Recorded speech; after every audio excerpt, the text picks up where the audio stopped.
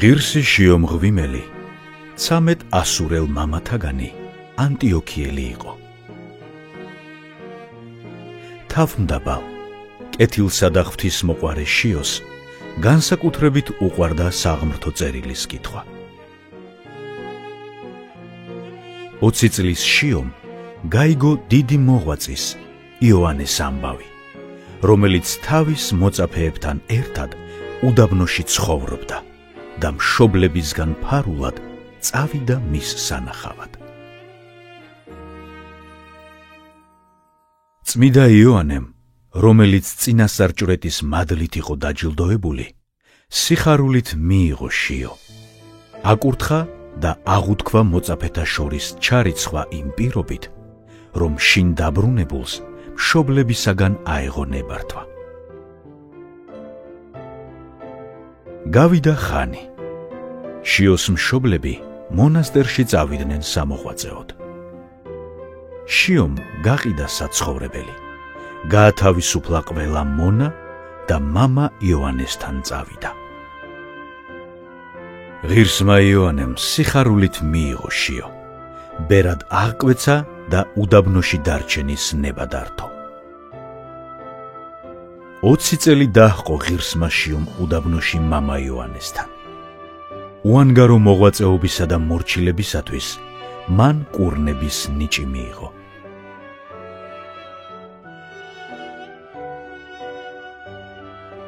ღირსმა იოანემ იხილა ზეგარდამოჩვენება, ამოერჩია მოწაფეები და ივერიაში წამოსულიყო ქართველთა სარწმუნოების განსამტკიცებლად.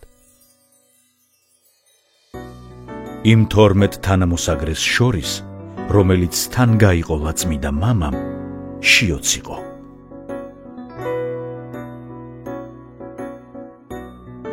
დაყუდების მოყვარე შიომ თავისი სულიერი მამისაგან უდაბნოში წასვლის ნებართვა ითხოვა.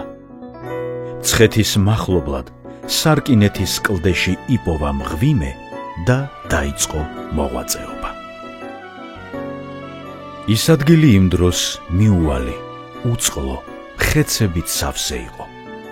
მრავალი ნაკლულევანება და შიში განიცადა აქ მამაშიო, მაგრამ ყველაფერი დაითმინა და ყველანაირ საცდურს სძლია. ღირს მამას წმიდა ელია თესბიტელის მსგავსად ფრინველები უზიდავდნენ საზრდელს. ერთხელ მთელი ღამის მხურვალე ლოცვის შემდეგ განთიადისას მთელ ხევს საკვირველი ნათელი მოეფინა და წმიდა შიოს ყოვლად წმიდა ღვთისმშობელი გამოეცხადა წმიდა იოანე ნათლისმცემელთან ერთად.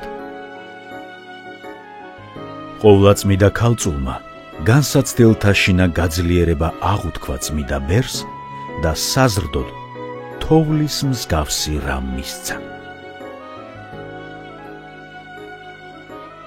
შემდგომ ამისა ღირსი შიო მეტი გულმოდგინებით მოღვაწეობდა იმ ხევში, მარტოდ.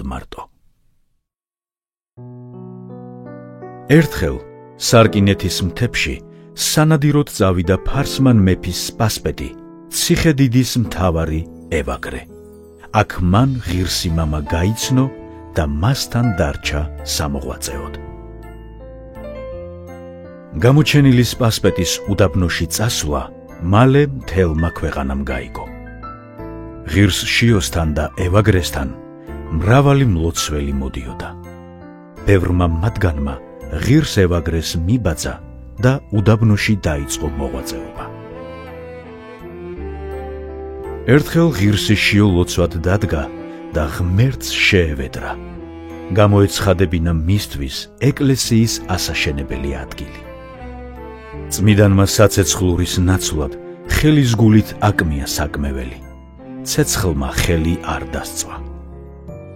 წმიდანი საკმეველის კვამლს გაჰყვა და იქ, სადაც კვამლმა პირდაპირ ცისკენ აიწია, თავისი კვერთხით ეკლესიის ადგილი დასახა.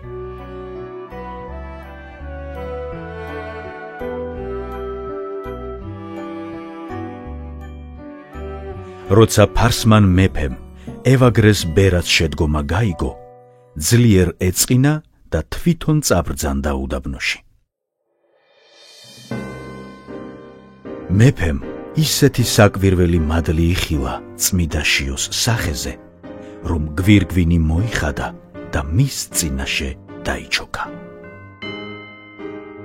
მამა შიომ მოწიწებით აკურთხა მეფე, წამოაყენა და თავისი ხელით დაადგა თავზე სამეფო გვირგვინი. მეფის მხლებლებმაც თაყვანისცეს მამა შიოს და მიიღეს მისგან კურთხევა. მათ შორის იყო ერთი დიდებული, რომელსაც მარჯვენა თვალი დაზიანებული ჰქონდა ისრისაგან. მან მუხლი მოიყარა შიოს წინ, შეახო თვალი მის ფეხს და განიკურნა.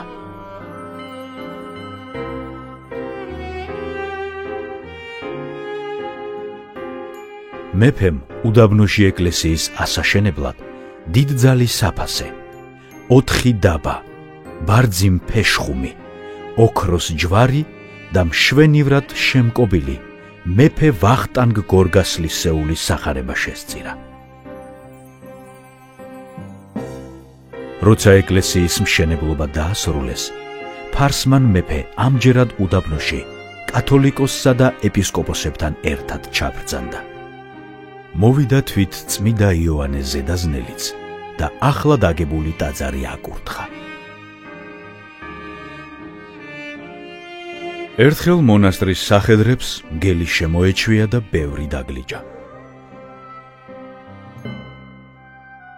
როცა ეს ამბავი წმიდა შიომ გაიგო, ილოცა და უფლისგან ითხოვა, ეს მგელი სახედრების მწყემსად ქცეულიყო. ასეც მოხდა. ამის შემდეგ ერთგულად მწყემსავდა სახედრებს. წმიდა შიომ თავისი სულიერი მამის, იოანე ზედაზნელისა და საქართველოს კათოლიკოსის ლოცვა კურთხევით შეკრიბა მოწაფეები. მისცა მათ წესი, დაუნიშნა წინამძღვრად ღირსი ევაგრე და მის მიერვე გათხრილ მღვიმეში განმარტოვდა. ქრისტეს სიყვარულისთვის ცოცხლად დამარხული ღირსი შიო 15 წლის განმავლობაში ცხოვრობდა მღვიმეში, მარხვითა და ლოცვით. ბოლოს, ღვთისგან სიკვდილის მოახლოების გამოცხადების შემდეგ, მიიღო წმიდა ზიარება, ხელები აღაპყრო და მშვიდად ჩააბარა უფალს სული სიტყვებით. ჰოი უფალო, ხელთა შენთა შევვედრებ სულსა ჩემსა.